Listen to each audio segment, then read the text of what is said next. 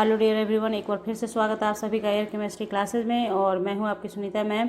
Start करेंगे आज से हम लोग physics important question CBSE class 12 term 2 exam के लिए। आप सभी बच्चों को पता है कि हम लोगों ने जो भी पढ़ाई की थी केमिस्ट्री के लिए टर्म 2 एग्ज़ाम के लिए, उसमें से मोस्ट ऑफ द क्वेश्चंस आए हैं आपके एग्ज़ाम में, ये आप सबको पता है बच्चों।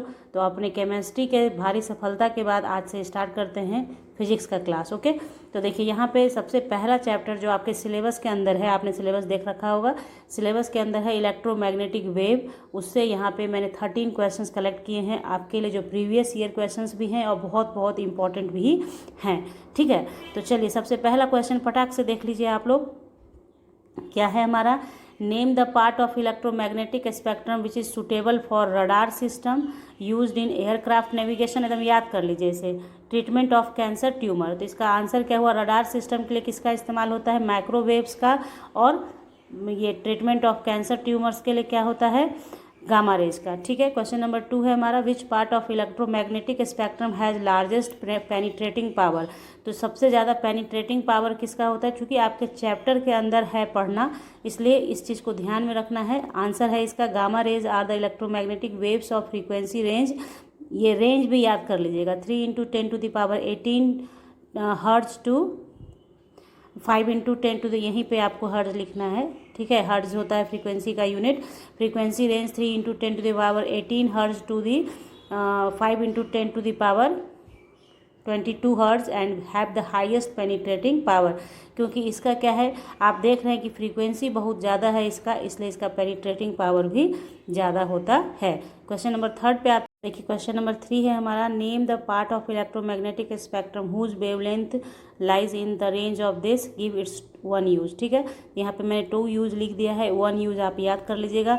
तो ये जो वेवलेंथ आप देख रहे हैं, तो ये जो वेवलेंथ है ये एक्स रेज का है। ठीक है, और यूज़ क्या है, in medical diagnosis to look for broken bones treatment और स्टडी ऑफ क्रिस्टल स्ट्रक्चर। तो ये तो सबको याद रहता है कि जब भी कभी हम लोग सुनते हैं किसी का ब्रोकन बोन्स हो गया है, हड्डी टूट जाता है, तो एक्सरे करवाते हैं ताकि पता चले कि कहाँ पर से खिसका है हड्डी और क्या ट्रीटमेंट करना है। समझ में आ गया। क्वेश्चन नंबर 4 है हमारा, देखिए, a plane electromagnetic wave travels in vacuum along z x direction, what can you say about the direction of electric and magnetic field vectors.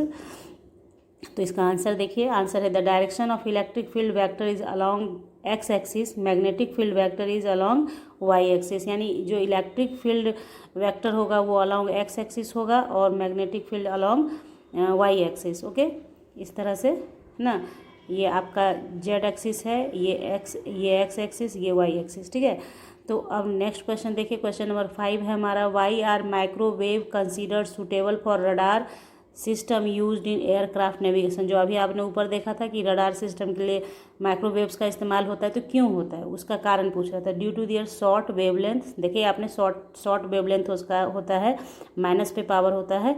Microwaves are considered suitable for radar system aircraft navigation, यानी उसका wavelength कम होता है, इसलिए उसको use किया जाता है radar system in aircraft navigation. ठीक है, सबसे आपके जो बुक्स में पढ़ना है उसमें सबसे छोटा है माइक्रोवेव का ही।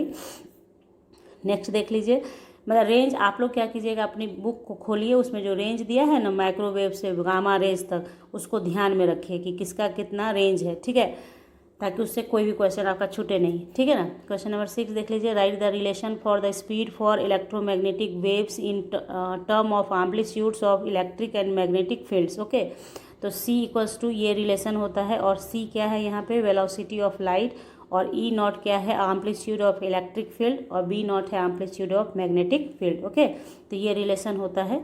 ठीक है, ध्यान में रखिएगा।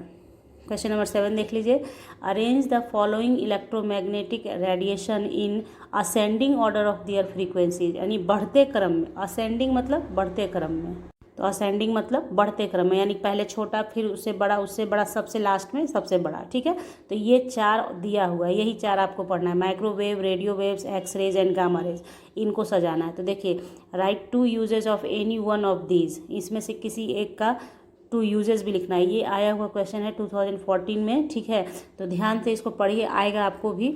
तो यहाँ पे देखिए in ascending order of their frequency सजाइएगा, तो रेडियो वेव सबसे छोटा, उसके बाद माइक्रोवेव्स का पोजीशन आ जाता है, फिर एक्स रेज आता है, सबसे बड़ा कौन सा है, हाईएस्ट पेनिट्रेटिंग पावर लेते हुए गामा रेज। बात आ गई समझ में, रेडियो वेव सबसे छोटा, माइक्रोवेव्स, फिर एक्स रेज, फिर गामा रेज। एकदम कुछ दिक्कत है इसको याद करने में? कोई दिक्कत नहीं। अभी स्टार्टिंग में ही आपको कहा कि गामा का सबसे ज़्यादा पेनिट्रेटिंग पावर होता है, तो radio waves, microwaves, X rays and gamma rays. Two usages, microwaves का यूजेज आप देख लेंगे तो क्या है, ओवन में यूज़ होता है, और आप शुरू से पढ़ रहे हैं, एयरक्राफ्ट नेविगेशन में इस्तेमाल होता है। हो गया 2 यूज, ठीक है। नंबर 8 देख लेते हैं, how are infrared waves produced, why are these refer to as heat waves, write their one important use, ठीक है। तो infrared waves produced by hot bodies and molecules, infrared band lies adjacent to low frequency और long wavelength, frequency low तो wavelength long हो जाएगा। End of the visible spectrum, visible spectrum के end में। Infrared waves are sometimes refer to as heat waves, use क्या है इसका, infrared rays are use to take photographs in darkness, एक लिखना है, 2 लिख दिया है यहाँ पे। They are also use in physical therapy, तो इंफ्रारेड का इस्तेमाल आपका क्या होता है, डार्कनेस में अगर फोटोग्राफ्स लेना है तो इस्तेमाल होता है, और फिजिकल थेरेपी के लिए इस्तेमाल होता है इंफ्रारेड रेज का, ठीक है। तो ये सारा क्वेश्चन बहुत इंपॉर्टेंट है, ये ध्यान में रखिएगा, ठीक है। नेक्स्ट क्वेश्चन देखते हैं हम लोग। क्वेश्चन नंबर 9 है हमारा, capacitor is connected in series to an ammeter across a DC source direct current. Why does the ammeter show momentary deflection during the charging of the capacitor? What would be the deflection when it is fully charged? ठीक है, जब fully charge हो जाता है तो क्या होता है डिफ्लेक्शन, और जब चार्जिंग में आप लगाते हैं ड्यूरिंग चार्जिंग क्या होता है। तो देखिए आंसर है, the momentary deflection is due to transition current flowing through the circuit when the capacitor is getting charged, जब चार्ज होता रहता है तब ये बात थी। The deflection would be 0 when the capacitor gets fully charged, deflection 0 के बराबर हो जाता है जब कैपेसिटर आपका फुल्ली चार्ज हो जाता है। क्वेश्चन नंबर 10 है हमारा, identify the following electromagnetic radiation as for the wavelength given below, write one application of each. आपको सभी का एक एक एप्लीकेशन भी लिखना है। तो देखिए यहाँ पे दिया हुआ है, तो ए का क्या है, ए जो है 1 mm यानी माइक्रोवेव्स को रिप्रेजेंट कर रहा है एप्लीकेशन, तो आप जान ही रहे हैं कि an aircraft navigation for the radar system, ठीक है। फिर ये 10⁻⁻12 m है, तो ये गामा रेज का है, ठीक है। Application use to medicine to destroy cancer cell, है ना। तो देखिए 10⁻⁻12 गामा रेज हो गया, और application use to medicine to destroy the cancer cell, ठीक है। सी नंबर है 10⁻⁸, तो अल्ट्रावायलेट रेज है ये। एप्लीकेशन लैसिक आई सर्जरी करने के लिए अल्ट्रावायलेट रेज का इस्तेमाल किया जाता है, ठीक है। और क्वेश्चन नंबर 11 है हमारा, आंसर नंबर 11 देखिए, आंसर द फॉलोइंग है। बहुत इंपॉर्टेंट क्वेश्चन है बच्चों, अभी आपको एक टिप्स दे रही हूँ कि ध्यान से रखिएगा। जैसे ultraviolet rays, microwave, radio waves और गामा रेज, आपको यही दिख रहा है बार बार, तो सबका एकदम याद कर ले। माइक्रोवेव का इस्तेमाल माइक्रोवेव ओवन में होता है, और फिर रडार नेविगेशन में होता है। उसके बाद आपने देखा कि आपका ये गामा रेज का कैंसर ट्रीटमेंट में होता है, यूवी रेज का लैसिक आई सर्जरी में होता है। तो ये सब आपको कॉमन चीज़ है जो दिमाग में आपको रखना है फिट, वही उलट फेर करके देता रहता है, ठीक है। तो देखिए क्वेश्चन है आपका कि name the electromagnetic waves which are used for the treatment of certain form of cancer, तो गामा रेज आपका आंसर हो गया। राइट देयर फ्रीक्वेंसी रेंज, समझ गए, पहले जो पढ़ा उसी का यहाँ पे ये 5 मार्क्स का क्वेश्चन हो जाएगा, ठीक है। फिर दूसरे नंबर पे है, thin ozone layer on top of stratosphere is crucial for human survival by, ये आपको पता भी है, फिर भी आंसर दे दूंगी आपको। तो ये बहुत इंपॉर्टेंट क्वेश्चन है, स्टार मार्क के लिखिएगा, मतलब आपको आ सकता है ये question. Why is the amount of momentum transferred by electromagnetic waves incident on the surface so small, तो आंसर देखते चले जाइए। तो पहला का आंसर तो मैंने बता ही दिया आपको कि गामा रेज है, इसका रेंज ये है। फ्रीक्वेंसी का रेंज पूछा है, फ्रीक्वेंसी का रेंज लिखिए। वेवलेंथ का रेंज पूछेगा, वेवलेंथ का रेंज लिखिएगा, ध्यान दीजिएगा। ये फ्रीक्वेंसी का रेंज है, वेवलेंथ का रेंज जस्ट इनवर्सली प्रोपोर्शनल होता है फ्रीक्वेंसी वेवलेंथ के, ठीक है। चलिए अब देखिए, चूँकि इसका अगर फ्रीक्वेंसी सबसे ज़्यादा है तो इसका वेवलेंथ सबसे कम होगा, ध्यान रखिएगा इस बात का। फ्रीक्वेंसी ज़्यादा है तो वेवलेंथ कम होगा, क्यों? क्योंकि हम लोग को पता है कि frequency inversely proportional to wavelength होता है, ध्यान रखिएगा। अगर फ्रीक्वेंसी ज़्यादा है किसी का तो उसका वेवलेंथ कम हो जाता है, ठीक है। क्वेश्चन नंबर बी का आंसर है the thin ozone layer on top of a stratosphere absorbs most of the harmful ultraviolet rays coming from the sun towards earth. They include UVA, UVB, UVC। ये सारी बातें आप अगर लड़कियां हैं तो पता होगा, यूवी रेज से हम लोग प्रोटेक्ट करते हैं अपने आप को, यही सब क्रीम में रहता है डाला हुआ, इससे प्रोटेक्ट करने के लिए। ये नहीं डाला रहता है, मतलब इससे प्रोटेक्ट करने के लिए केमिकल का इस्तेमाल किया हुआ रहता है ना। तो radiation which can destroy the life system on the earth, hence this layer is crucial for human survival. लड़कियाँ ही नहीं, लड़के भी यूज़ करते हैं, ऐसा कोई बात नहीं है। मतलब यही जो रेज का नाम, ये आपको याद हो जाएगा कि यही रेज से प्रोटेक्ट करता है कौन? Ozone layer. आजकल चूँकि हम लोग का ग्लोबल वार्मिंग स्टार्ट हो रखा है तो ओजोन लेयर में छेद हो रहा है, इसलिए यूवी रेज पृथ्वी पे पहुंच रही है और जिसकी वजह से हम लोगों को स्किन डिजीज़ हो रहा है और हम लोगों को जीने में परेशानी हो रही है, ठीक है। सी का आंसर देखिए, the amount of momentum transferred by the electromagnetic waves incident on the surface is very small because of the small value of Planck's constant. तो देखिए यहाँ पे रिलेशन है मोमेंटम का, P equals to H by lambda, ठीक है। तो देखिए ये प्लांक्स कांस्टेंट है H, और H का वैल्यू हो गया 6.63 इंटू 10⁻34, और ये वेवलेंथ 1 इंटू 10⁻⁻9 लिखा गया है। ये मान लिया गया कि वेवलेंथ इतना है। तो जब इसको आप सॉल्व करेंगे तो देखिए आपका आंसर दे देगा इतना। तो ये -25 kg का मतलब है कि ये जो संख्या देख रहे हैं 6.63, इसके आगे उतना जीरो आप बैठाएंगे तब आपका 25 जीरोज बैठा के डिसमिल। तो समझ रहे हैं कितना छोटा क्वांटिटी हो गया, बहुत छोटा हो गया ना। -25 का मतलब क्या, नीचे के तरफ 25 है, तो इसके लिए क्या होगा, आपको उतना जीरो लेना पड़ेगा। तो ये बहुत, जैसे ये माइनस आपने देखा, जितना ज़्यादा माइनस है उतना ज़्यादा छोटा हो जाएगा, बस इतना ईजिली याद रखना है आपको, ठीक है। तो ये very small value of momentum है due to low value of Planck's constant. मगर प्लांक्स अपना ही बहुत छोटा है बेचारा, देखो 10⁻−34 रखे हुए हैं। -34 मतलब नीचे की तरफ उतना, एक पे 34 जीरोज बैठा के इसको डिवाइड करेंगे हम लोग। तो आपको पता ही है मैथ में कैसे होता है, आगे की तरफ जीरो बैठा के कर लिया जाता है। तो ये सारी बातें, तो ये आपके दिमाग में बैठाने के लिए इतना कहा है। आप लोगों को हो सकता है पता ही होगा, ऐसा कोई दिक्कत नहीं है। माइनस है जितना, ये सबसे ये ज़्यादा छोटा हो गया, -34 है तो ज़्यादा छोटा हो गया, -25 से भी छोटा हो गया, ठीक है।